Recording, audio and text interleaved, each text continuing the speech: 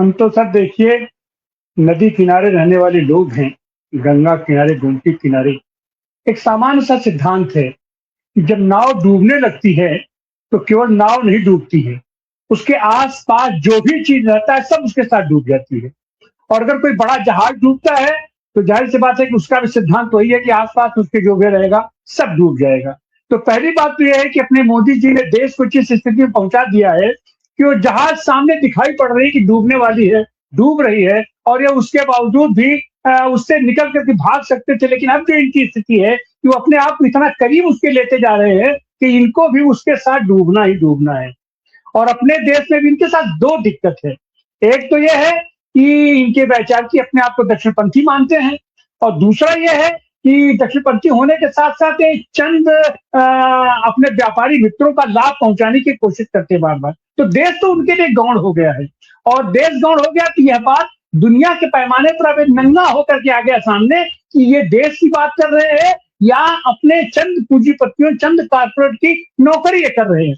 अब फल ये हो रहा है कि इनकी इज्जत नहीं रह गई है। इज्जत होता है देश के नाते। छोटा से छोटा देश भी हो, जब उसका आदमी पहुँचता है एक एक किसी भी फ्रंट पर, किसी मंच पे और उसको लगता है कि आदमी व्यक्तिगत कुछ नहीं कर रहा है, ये अपने देश के लिए कर रहा है। हम देखेंगे इतने छोटे-छोटे देश हुआ करते थे और उनकी कितनी इज्जत हुआ करती थी।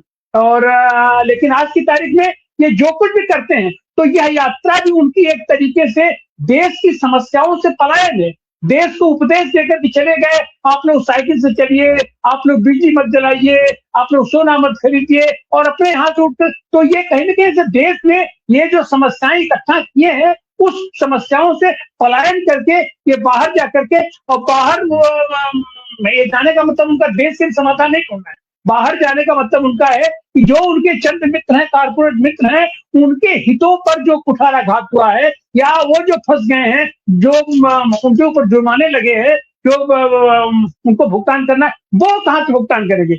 अब देश के पास अब उनको देने के लिए कोई पैसा नहीं बचा, अब तो पूरा निचोड़ चुके हैं। अभी तो ये देश को केवल और केवल उसका भक्ता बना के रखे हैं कि हमारा ये है, हमारा वो है, लेकिन सच बात है कि वो वाक़ई हकीकत समझते हैं कि अपना रिज़र्व बैंक भी इन्होंने खाली कर लिया है, एलआईसी खाली कर जितने भी यहाँ पर हमारे साधन-संसाधन हैं, सबका इन्होंने दोहन कर लिया है। अब ये जाएँगे कहाँ? भाग के तो ये उसी भागदौड़ में और निश्चित रूप से दुनिया के पैमाने पर जितने भी विकसित देश हैं, जितने विकासशील देश हैं, शांति जहाँ होगी, शांतिपूर्ण ढंग से समतावादी समाज के तहत जो लोग अपना उन्नयन विकास कर रहे हैं वो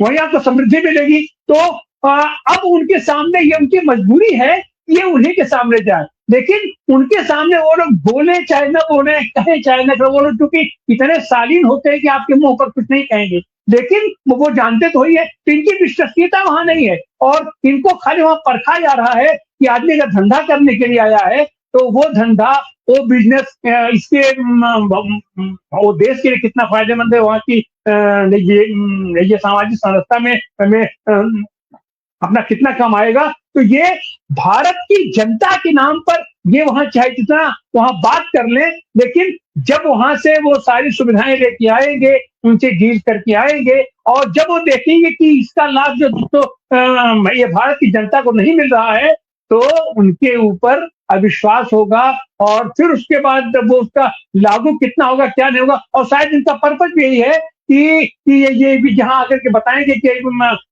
हमारा मित्र तो केवल अमेरिका है और केवल इज़राइल है, केवल ये पूंजीवादी देश है, ये जितने समाजवादी देश हैं ये हमारे साथ नहीं खड़ा हो रहे हैं। जबकि आज की तारीख में देश भी देख रहा है, दुनिया देख रही है कि आज की तारीख में भी रूस बाहें फैलाए आपका सपोर्ट करने के लिए तैयार है, ईरान बाहें फैलाए आपका सपोर्ट करने के लिए तैयार है। आपके न कहने के बावजूद भी ईरान आपके जहाज़ों को छोड़ रहा है कि आप सामान ले जाइए। लेकिन ये एक तरीके से आज की तारीख में ये चारों तरफ से फँस गए हैं, वैचारिक रूप से भी, धंधे के रूप में, इनका सब का सब। तो ये डूबते हुए जहाज पर सवार होने का और अपने आप को आत्महत्या के लिए ये अपना ये पूरा ये मन बना चुके हैं और उसमें देश की जनता, भारत की का वो जनता परेशान होना उसका सुनिश्चित इनके नेतृत्व में।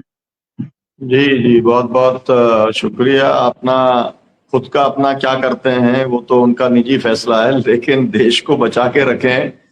राष्ट्रहित जो है वो सर्वोच्च होना चाहिए।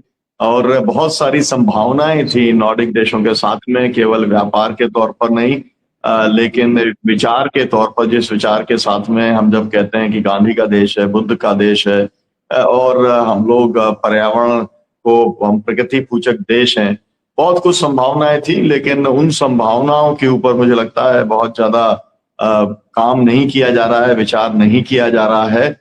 और एक हम ये कहेंगे कि जिस तरीके की वार्ता चल रही है, अभी तो चलनी है, तो एक मिस्ड अपॉर्चुनिटी के तौर पर फिलहाल अब तक दिखलाई पड़ता है। कुछ नतीजा निकलेगा तो जरूर हम उसको भी दर्शकों के बीच में रखेंगे। बहुत बहुत शुक्रिया, बहुत धन्यवाद। दर्शकों से अपील कि आप इसे शेयर करें, ताकि आम तौर पर इस नॉर्डिक कंट्रीज के साथ में भारत का क्या रिश्ता है, क्या संभावनाएं हैं, इसके ऊपर आमतौर पर आपको दूसरे चैनल्स पे सुनने नहीं मिलेगा, आपको इस तरीके के एक्सपर्ट नहीं मिलेंगे। तो जरूर आप इन विचारों को आप शेयर करें, अपनी टिप्पणी भी लिखें। बहुत बहुत शुक्रिया प्रोफेसर पाशा जी, और अनीस अंकुर साहब, जैकब जी, और डॉक्टर आनंद प्रकाश तिवारी जी। बहुत बहुत शुक्रिया, बहुत बहुत धन्यवाद जुड़ने के लिए। Thank you very much.